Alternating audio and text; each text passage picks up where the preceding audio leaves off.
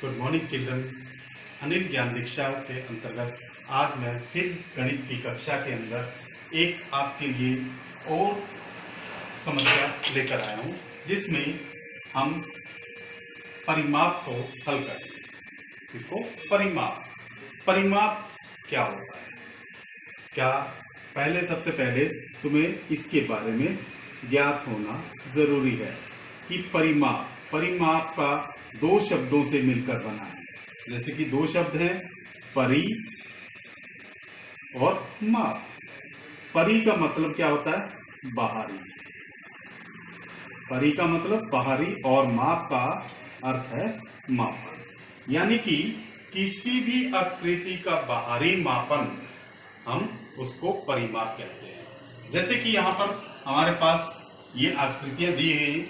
इन आकृतियों में पहली आकृति का माप हम यहाँ पर लिख लेते हैं, जैसे कि 4 सेंटीमीटर, 4 सेंटीमीटर, 4 सेंटीमीटर और यहाँ पर भी 4 सेंटीमीटर। हमने यहाँ पर मापन लिखा है।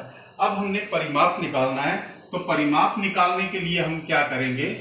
देखिए, परिमाप निकालने के लिए इन भुजाओं की, चारों भुजाओं की का योगफल ले लेते हैं। अगर परिमाप किसी भी आकृति का निकालना हो तो उसके बाहरी आवरण का मापन करते हैं। जैसे कि एक भुजा 4 सेंटीमीटर की है, दूसरी भी 4 की है, तीसरी भी 4 की है और चौथी भी 4 की है।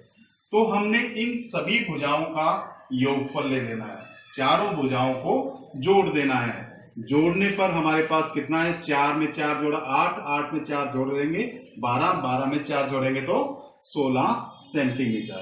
तो हमारा परिमाप जो है इस वर्ग का कितना आ जाएगा? 16 सेंटीमीटर। इसका अगर हमने फार्मूला लिखना है तो फार्मूले में हम क्या लिखेंगे? देखो, ये सारी भुजाएं जो है एक समान है। एक समान है तो हम क्या लिखेंगे? ए 4, 4 को ए से गुना करते हैं। यानी कि एक भुजा का माप लिया हमने, इसको 4 सेंटीमीटर है, 4 सेंटीमीटर को किससे? ए से। दूसरा ए का माप कितना है? 4 सेंटीमीटर। 4 भुजाएं हैं और ए का माप जो है वो 4 सेंटीमीटर है। 4 गुना में 4 कितना आ जाएगा? 16 सेंटीमीटर। अगर इस तरीके से भी निकालेंगे तो हो जाएगा। यानी कि चारों भुजाओं का जोड़ हमने लेना है तो वो उसका परिमाप बन जाएगा। चलो हम दूसरी आकृति लेते हैं। तो दूसरी आकृति के अंतर्गत हमने यहां पर लेना है, जैसे कि यहां पर दूसरी आकृति है हमारे पास, आयत की है। इस आयत की आकृति के अंदर देखिएगा, ये भुजा 6 सेंटीमीटर की है और ये है 4 सेंटीमीटर की। ये भी 6 सेंटीमीटर की है और चौथी भुजा जो है वो भी 4 सेंटीमीटर की है। तो इस प्रकार से हमने चारों भुजाओं का मापन लिख लिया है। तो यहां पर देखिए, दोनों ही भुजाएं अलग अलग मापन की हैं। तो देखिए, यहां पर अगर इसका परिमाप निकालना है तो हम क्या करेंगे? लंबाई जो है इसकी 6 सेंटीमीटर है लंबाई। वैसे तो हमने क्या कहा था? बाहरी आवरण, जो बाहरी मापन जो है करना है उसका योगफल। जैसे कि हम सिंपल तरीके से करें तो 6, 4 जमा 6 जमा 4, हम इस तरीके से भी इसका मापन कर सकते हैं। लेकिन यहां पर हमें कुछ और भी दिखाई दे रहा है। वो क्या दिखाई दे रहा है? देखिए, लंबाई कितनी है हमारे पास? 2 है, 2 लंबाई है और इसके अंदर 2 क्या है? चौड़ाई है। तो यहां पर 2 लंबाई और 2 चौड़ाई है। तो यहां पर हम क्या करेंगे? इसका मापन इस प्रकार से भी कर सकते हैं। 2 लंबाई यानी कि 2 गुना में 6 और इसी तरह से 2 गुना में 4, 2 गुना में यहां पर हम 4 लिख देंगे। तो इस प्रकार से भी इसका मापन हो सकता है। लेकिन यहां पर कुछ और भी नजर आ रहा है, थोड़ा सा और इसको हल कर लेते हैं। देखिएगा, 2 यहां पर दोनों में है तो हमने 2 कॉमन रख दिया। लंबाई के अंदर हमने चौड़ाई जोड़ देंगे।